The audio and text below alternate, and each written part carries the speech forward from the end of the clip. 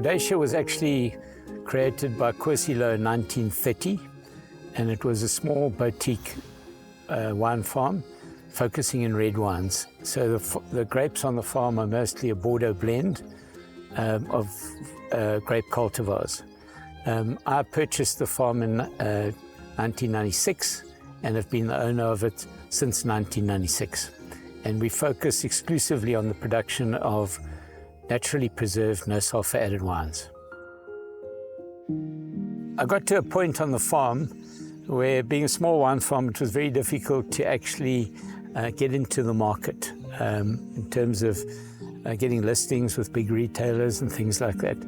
So I decided I needed to find something, and this may sound mad, that I could patent so that I wouldn't have to have discussions around price, and I could focus more on the USP. So I started experimenting in 2010 using alternative woods. I originally actually did the toasting of that wood in my own oven at home in my kitchen, and I experimented for about 6 months using different woods. I came home one day and my daughter said to me, "Dad, why are you looking so depressed?" And I said, "I can't find the right wood that'll give me the right flavor when I produce wine." She then made herself a cup of rooibos tea, and then I thought, aha, maybe I can use the rooibos wood in the production of wine to give me a unique flavor. I did some basic experiments in the cellar, and I found it gave a very interesting taste.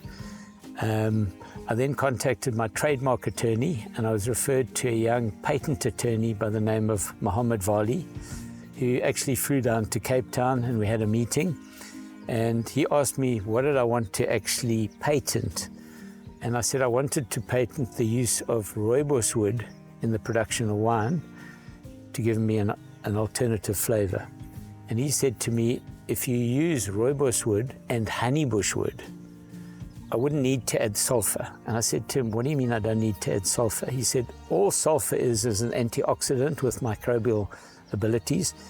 And if I added honeybush or rooibos wood, there would be enough antioxidants in the wood to ensure that I didn't have to add the sulfur. So I asked him, how do you know that? And he said, before I became a patent attorney, I was a biochemist, and I did a lot of research and work with both honeybush and rooibos. And he said, I'm telling you, you won't need the sulfur.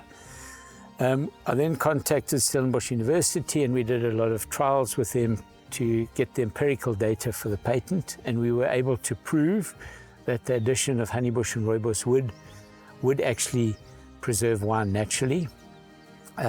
So we went through a process of actually registering a patent, a global patent, and we've even got to the point over the years where we are able to extract the antioxidants and polyphenols from both honeybush and rooibos in a powdered form, which we use about 10 grams per hectoliter. In other words, 10 grams per 100 liters to preserve wine naturally. And we market a range of wines, actually creating wine that doesn't have sulfur added.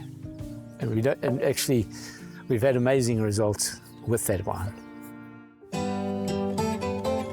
When I started with the process, I worked very closely with the Department of Forestry and Fisheries, who have been very supportive in the actual process of creating a unique wine tannin, because this is actually a wine tannin.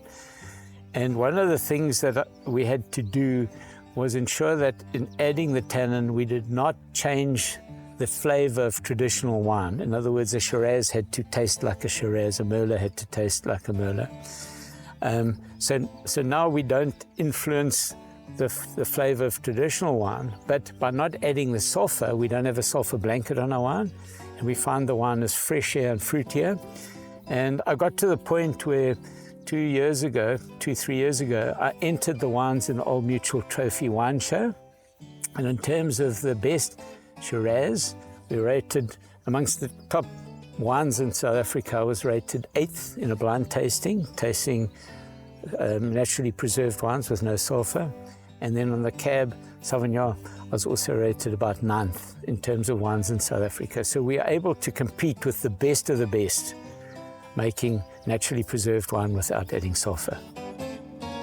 Up until now, we've found that the awareness of drinking a healthier option wine is more in the export market. So most of our wine has been exported to this point in time.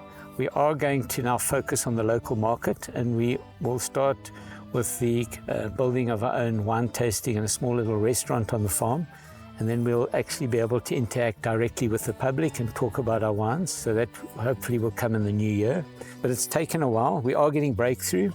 So most of these wines are available in the Western Cape or directly from our online shop.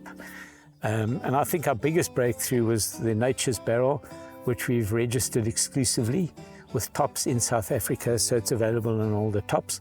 But it has been a struggle up until now to get people to understand what it is like to drink wine that doesn't have sulfur added.